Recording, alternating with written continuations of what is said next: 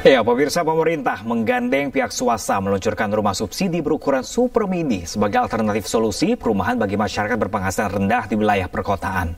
Meski mendapatkan sejumlah kritik, namun pemerintah pastikan rumah subsidi layak huni.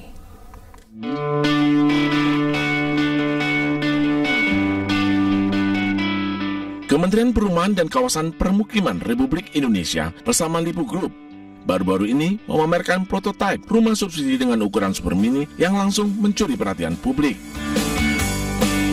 Rumah subsidi ini ditampilkan di Lipo Mall Nusantara, Jakarta. Rumah subsidi ini hadir dalam dua tipe. Tipe pertama memiliki satu kamar tidur dengan luas tanah hanya 25 meter persegi dan luas bangunan 14 meter persegi. Sementara tipe kedua memiliki dua kamar tidur, luas tanah 26,3 meter persegi dan luas bangunan 23,4 meter persegi. Dijual dengan harga 100 juta rupiah per unit, rumah subsidi diklaim sebagai salah satu alternatif solusi perumahan bagi masyarakat berpenghasilan rendah di wilayah perkotaan. Namun sejumlah warga mengkritik keterbatasan ruang dan tata letak rumah. Kalau saya mungkin ini lebih untuk ke orang-orang introvert ya, karena nggak bisa terima tetangga nih, karena iya bener nggak bisa terima tamu, karena ini untuk dari segi kebutuhan sih mungkin pasutri baru itu bisa untuk menempati di rumah subsidi yang baru ini ya. Meski mendapat kritik, namun Menteri Perumahan dan Kawasan Permukiman Marwara Sirait tetap optimis atas pembangunan rumah subsidi ini. Ara juga tekankan, kritik akan diterima dengan desain rumah masih bisa berubah. Fokus rumah subsidi yaitu layak huni dan dekat dengan transportasi umum. Rencananya, rumah ini akan didirikan di provinsi penyangga kota Jakarta seperti Banten dan Jawa Barat. Rumah ini sulit didirikan di Jakarta karena masalah harga tanah yang terlampau mahal. Tim Liputan iNews melaporkan. Rumah subsidi berukuran mini dijual seharga 100 juta rupiah per unitnya. Lantas bagaimana tanggapan warga atas rumah super mini ini? Berikut pernyataan warga, pemirsa. Kalau saya sih nggak setuju ya. Secara akhirnya tambah kecil. Jadi menurut saya kalau dibilang layak sih layak, cuman menurut saya hanya kekecilan saja sih. Harusnya tetap seperti rumah sederhana yang sebelumnya pemerintah pernah menggaung-gaungkan itu. 100 juta kalau gajinya sekitar 6 atau 7 juta, mungkin 100 juta bisa. Tapi kalau di bawah 6 juta itu tidak memungkinkan. Berarti abang tidak setuju dengan? Tidak setuju dengan subsidi rumah subsidi komitmen ini. Enggak deh, enggak. Idealnya untuk berkeluarga sebenarnya ukurannya berapa, Mbak? Itu kalau aku ya, karena aku anak aku banyak, 6 sama suami 8 orang. Itu berapa itu? Berapa meter itu? Pokoknya segitulah. Enggak, pokoknya kalau yang tadi itu enggak, kalau aku enggak muat. Dan pemirsa, untuk mengetahui seperti apakah bentuk rumah subsidi mini yang akan disediakan untuk warga, kita sudah bersama dengan rekan kami pemirsa Jessica Winoto, langsung dari Gedung Veteran Jakarta. Selamat siang rekan Jessica. Mungkin Jessica bisa perlihatkan kepada kami seperti apa sih secara langsung rupa dari rumah subsidi ini? Ya, selamat siang Pram dan juga pemirsa, selamat datang di rumah mini saya. Tapi bercanda, ini adalah rumah mock-up atau rumah subsidi yang dipamerkan oleh salah satu developer perumahan yaitu Lipo Group yang juga didukung oleh Kementerian Perumahan dan Wilayah Pemukiman. Dan memang Pram dan juga pemirsa bahwa di sini dipamerkan ada dua tipe rumah, yaitu yang pertama di belakang saya memiliki luas bangunan 14 meter persegi, sedangkan di sebelahnya ada rumah yang memiliki luas 23,4 meter persegi, yang mana yang sekarang ini banyak sekali dibicarakan oleh masyarakat, yaitu adalah rumah di belakang saya yang memiliki luas 14 meter persegi. Nah, untuk mengetahui bagaimana sih isi dalam rumah subsidi yang memiliki luas 14 meter persegi dengan harga mulai dari 100 juta rupiah. Nah, Pram dan juga pemirsa, bahwa di belakang di tempat saya berada ini tepatnya tepatnya di depan sudah ada garasi yang memang cukup untuk satu kendaraan yang berukuran sedang atau tepatnya untuk mobil yang berukuran sedang. Nah, kita sekarang langsung masuk saja ke dalam dan di sini kita langsung disambut dengan ruang serbaguna. Kenapa ruang serbaguna? Karena memang di sini bisa dibilang bisa satu ruangan kecil ini bisa mencakup 4 ruangan sekaligus, yaitu ada dapur, lalu ada ruang tamu, ruang keluarga, karena di sini juga ada satu unit televisi, Pram dan juga pemirsa. Dan Pram dan juga pemirsa dapat melihat di layar televisi Anda, ini ada satu unit kulkas, lalu juga ada mesin cuci, ada kompor listrik, dan sebelahnya langsung ada wastafel yang bisa digunakan untuk mencuci piring ataupun mencuci tangan. Dan sebelahnya atau di depannya itu ada satu unit sofa yang memang cukup muat untuk 2 orang dewasa, dan di depannya ada meja kecil. Lalu Pram dan juga pemirsa, memang di sini kalau misalkan dilihat, ini kalau misalkan ada Anda yang memang cocok atau suka melakukan berbagai aktivitas sekaligus dalam satu ruangan, ini sepertinya cocok sekali. Karena memang yang tadi saya bilang ada 4 ruangan menjadi satu dalam satu ruangan yang kecil ini. Lalu Pram dan juga pemirsa, kita akan langsung berlanjut ke ruang tidur, kamar tidur, yang mana ini posisinya langsung bersebelahan dengan ruang serbaguna tadi. Dan di sini Pram dan juga pemirsa dapat melihat ini ada satu kasur yang sepertinya ukurannya king size. Nah, di sini juga ada satu kamar mandi, yang mana ini juga ukurannya sangat-sangat kecil. Karena memang Pram dan juga pemirsa dapat lihat bahwa di sini ada satu unit toilet duduk, lalu ada wastafel, dan di seberang dari toilet duduk ini ada langsung menghadap shower. Jadi kalau misalkan Anda tertarik untuk membeli ini dan melakukan aktivitas mandi atau buang air dan sebagainya, ini sepertinya cukup kesempitan ya, apalagi saya istilahnya berbadan yang mungil ini merasa tetap kesempitan, apalagi kurang cocok bagi Anda yang misalkan mempunyai fobia ruangan yang kecil. Nah, setelah dari ruang tidur ini ada kasur, lalu tempat kamar mandi.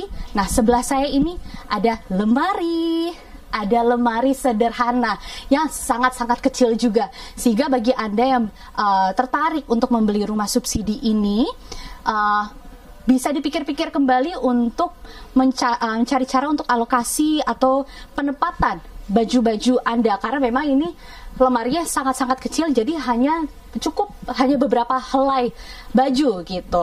Nah, Pram dan juga pemirsa, kita akan lanjut lagi kembali keluar. Bila Anda pemirsa juga menyadari bahwa tadi saya sebut ada satu ruangan serbaguna, satu kamar tidur, satu kamar mandi, dan kalau misalnya Anda menyadari tidak ada kamar mandi luar kamar tidur, sehingga jika Anda memiliki banyak teman, sepertinya akan sedikit kesulitan untuk menerima tamu, karena memang tidak ada toilet khusus tamu, sehingga tamu-tamu yang membutuhkan ke kamar mandi atau ke toilet itu harus melewati kamar tidur Anda, dan tentu ini menjadi pertimbangan karena mengganggu privasi pribadi. Nah, Pram dan juga pemirsa, kita akan lanjut ke tipe rumah selanjutnya, yaitu memiliki luas bangunan 23,4 meter persegi. Dan pemirsa dapat melihat bahwa ini sebenarnya kurang lebih sama dengan tata ruangnya atau desainnya, tetapi perbedaannya ini memiliki 2 lantai.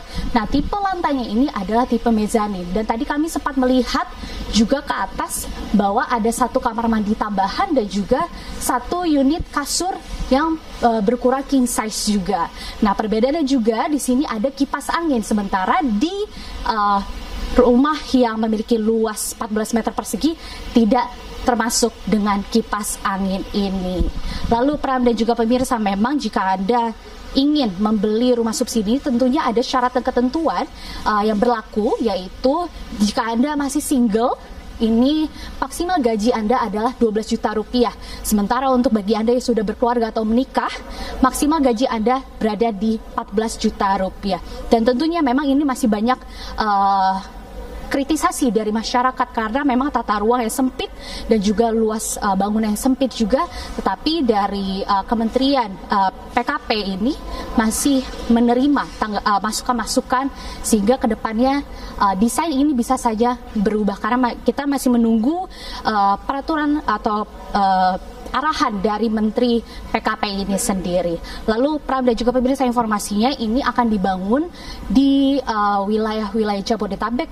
Yang informasi kami dapatkan juga baru ada di Tangerang, Depok, Bogor, dan juga Bekasi. Sementara Pram, jikalau Anda tertarik, bagaimana nih? Ini harga sangat terjangkau bagi Anda. Apakah Anda tertarik untuk membeli? Kembali ke Anda, Pram. Oke, baik, cukup menarik sekali Jessica Winoto. Mungkin saya pikir-pikir lagi, apakah nanti saya akan pindah ke sana dengan memilih 2 unit seperti itu atau 1 unit saja. Terima kasih banyak Jessica Winoto, langsung dari Gedung Veteran Jakarta. Terima kasih dan selamat bertugas kembali. Sementara itu, pemirsa, Wali Kota Bandung Muhammad Farhan mendukung arahan pemerintah pusat kembali menggelar rapat di hotel. Keputusan Farhan bertentangan dengan arahan Gubernur Jawa Barat Deddy Mulyadi yang memerintahkan aparatur Pemda rapat di kantor.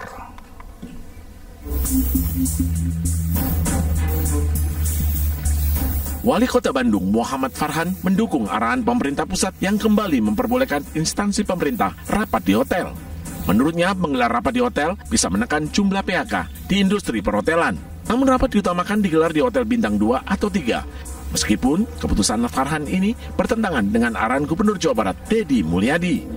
Tapi Pak Gubernur melarang, Pak. Kan beda-beda tuh, Pak. Wilayah, kewenangan, dan juga hotelnya ya beda lapangan kerjanya. Kumanya, maksudnya gitu.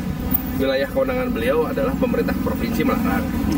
Artinya yang ada di wilayah pemerintahan provinsi dilarang.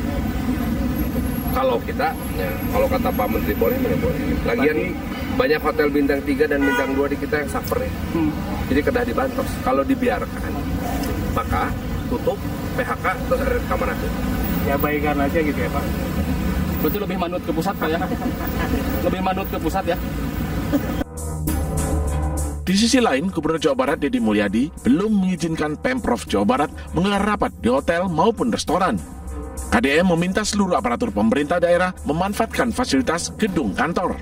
Di aparat pemerintah daerah untuk rapat di hotel, maka pemerintah Provinsi Jawa Barat tetap memutuskan dan meminta seluruh bupati wali kota kita rapat menggunakan kantor-kantor kita yang ada, karena kantor yang ada pun sudah cukup untuk kita rapat. Toh seluruh keputusan bukan diambil hanya di rapat-rapat, seluruh keputusan diambil di ruang kerja kita masing-masing juga selesai. Tempat rapat kita dengan DPR sudah ada gedung DPR, dan uang-uang yang kita arahkan ini adalah uang hasil ngumpulkan dari peristiwa-peristiwa yang tidak penting, dari kegiatan tidak penting untuk menyelesaikan berbagai problem publik kita. Sebelumnya, Menteri Dalam Negeri Tito Karnavian mengizinkan seluruh pemerintah daerah kembali menggelar kegiatan hingga rapat di hotel dan restoran. Hal ini dilakukan sebagai upaya pemulihan perekonomian daerah, khususnya sektor perhotelan dan pariwisata. Dari Bandung, Jawa Barat, Billy Maulana Finkran, iNews melaporkan. Antisipasi adanya dugaan praktek jual beli bangku sekolah saat pelaksanaan sistem penerimaan murid baru, Wakil Menteri Pendidikan Dasar dan Menengah menggelar sidak. Sidak dilakukan menyusul adanya dugaan jual beli bangku sekolah di 4 SMP negeri di Bandung.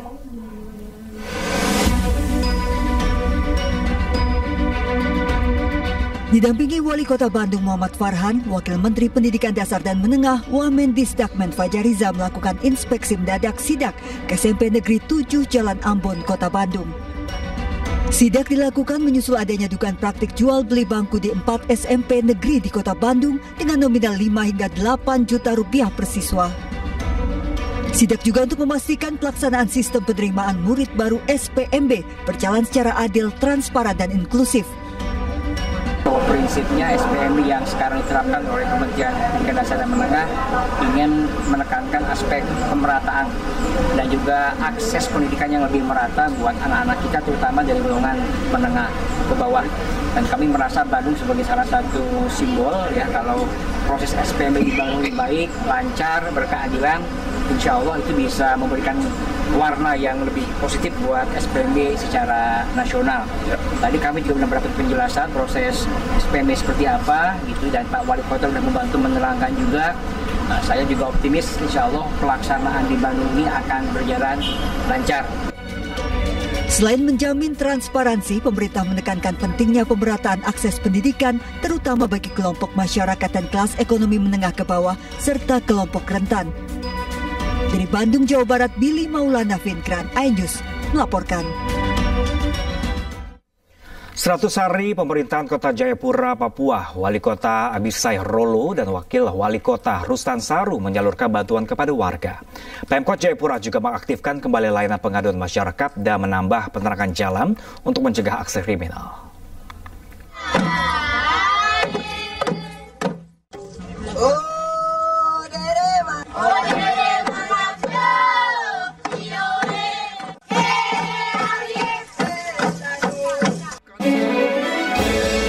Dalam kurun waktu 100 hari kerja, Wali Kota Jayapura Abisai Rolo dan Wakil Wali Kota Rustan Saru fokus pada 9 program prioritas yang merupakan turunan dari 6 misi pembangunan. Pemkot Jayapura berupaya keras meletakkan fondasi kuat, mengimplementasikan program-program strategis dengan mendengarkan aspirasi masyarakat. Publikasi 100 hari kerja dihadiri jajaran perangkat daerah Kota Jayapura, pemuka agama, komunitas masyarakat dari berbagai paguyuban hingga tokoh masyarakat. Sebelum mengekspos 100 hari kerja, Wali Kota dan Wakil Wali Kota menyalurkan bantuan sosial kepada masyarakat, rumah ibadah hingga pekerja rentan. Kemudian mengaktifkan kembali call center pengaduan masyarakat dan menambah penerangan jalan untuk mencegah aksi kriminal. Yang terpenting adalah kerjasama dengan masyarakat gitu. Kita libatkan seluruh masyarakat dalam membangun kota ini, menjaga kota ini dari segala ketertiban. Yang paling itu adalah ya ketertiban. Saya pikir yang pertama 100 hari kerja ini, kemudian turun kampung itu janji politik kita. Janji politik itu bukan hanya 100 hari, tapi janji politik itu selama kepemimpinan. Jadi kita akan kerja dengan aktif terus. Jadi bukan saja kalau saya tidur di kampung 3 hari itu juga janji kita. Pemkot Jayapura juga terus bekerja keras mewujudkan visi Kota Jayapura menuju Jayapura Emas. Dari Jayapura, Papua, Darul Cornelia Madumi, iNews melaporkan.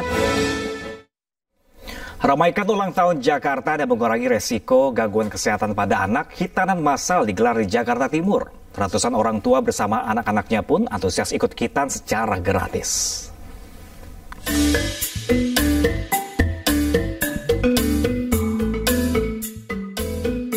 Dalam menyambut ulang tahun Jakarta ke-498, perusahaan penyedia layanan air minum Jakarta, Pamjaya, menggelar program hitanan massal yang dilaksanakan di RPTRA Mustika Keramat Jati, Jakarta Timur. Ratusan warga antusias mendatangi lokasi hitanan massal dan membawa anaknya untuk mengikuti proses hitan secara gratis. Selain dapat mengikuti hitan gratis, para anak yang menjadi peserta hitan massal ini juga mendapatkan snack, tumbler, dan kaos serta uang saku dari Pamjaya. Alhamdulillah target hari ini melebihi target sebenarnya gitu ya. Target kami itu 1.000 tapi secara total Jakarta sudah mencapai 1.200-an gitu ya. Masyarakat cukup antusias gitu ya untuk mendaftarkan anak-anaknya untuk disunat massal. Jadi ini bagian juga dari rangkaian kami oleh Pak Gubernur. Pamjaya sedang didorong untuk juga di IPO-kan gitu ya, melantai di bursa saham untuk memperkuat eksistensi pelayanan air bersih perpipaan di Jakarta. Insya Allah kami berturut-turut nih maraton, besok Jakarta Selatan. Hari ini Jakarta Timur diikuti peserta yang melebihi target, alhamdulillah. Target kami 250 tapi yang mendaftar 297, ditambah lagi yang go-show mereka tadi on the spot juga sudah datang. Untuk 6 wilayah ini targetnya akan berapa banyak? Kami berkomitmen di 1.000 tahun ini, tapi per kemarin yang mendaftar sudah 1.293. Sudah over, ya alhamdulillah, mudah-mudahan tetap kita bisa tangani dengan baik. Nantinya, pelaksanaan kegiatan hitan massal ini akan digelar di seluruh wilayah Jakarta dengan jumlah peserta sebanyak 1.293 anak. Dari Jakarta, Hamzah Asibuan, Rian Syahwayudi, Rizky Yulianto, iNews melaporkan.